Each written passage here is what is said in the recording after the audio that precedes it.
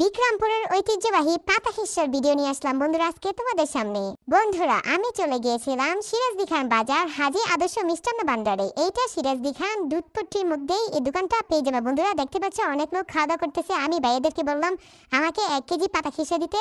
পাতা খিস্সা 1 কেজি নাকি 650 টাকা। আমি দামাদামি করে বন্ধুরা 1 কেজি দিতে বললাম, তোমরা একটু দামাদামি করে নিবা। আর এই পাতা খিস্সা দিয়ে অনেক মুখরোচক খাবার তৈরি হয়, যেমন পাটিসাপটা, দুধ পুলি বলে। তারপরে আবার এটা হুদাও খাওয়া যায়। বন্ধুরা তোমরা চাইলে খেতে পারো হুদা।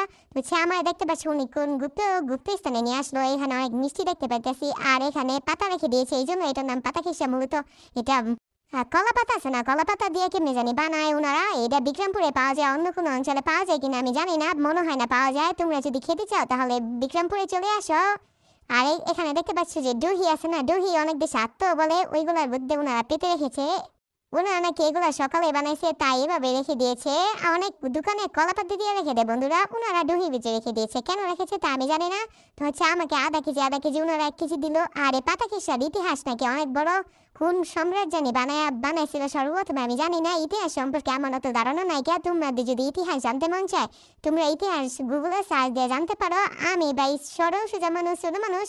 আমি পাতা খিস্সা দিয়ে পাটিসাপলা পিঠা আর দুধ পুলি পিঠে খাই, আর নৌকা হুদাও খাই। আমার হুদো ভালোই লাগে বন্ধুরা।